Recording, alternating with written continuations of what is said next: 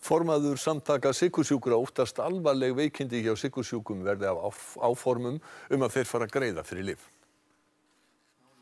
16.000 Íslendingar þjást af sykursýki en talið að 100 manna til viðbótar séu sykursjúkir án þess að vita það.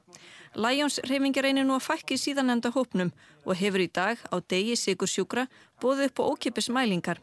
Mörgum finnst nú ekki spennandi tilhugsunum að láta taka úr sér blóð, en það kannski ekki svo mikið mál að láta mæla sér blóðsykurinn.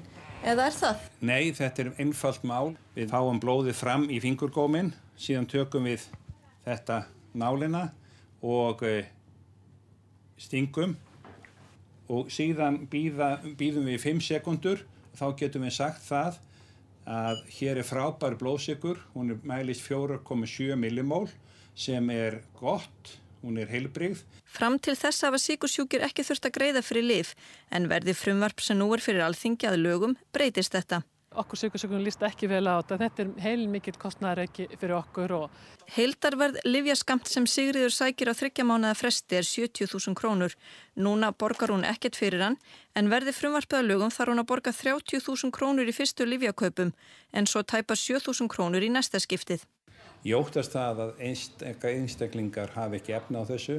Og þá fyrst verður þetta dýrt fyrir heilbrigðiskerfið. Þá meiri hætta því að þeir sem með litla stjórn á sinni sykursýki verði blindir, missi útlimi eða þessar alvarlegu afleiðingar þess að vera með sykursýki komi ljós.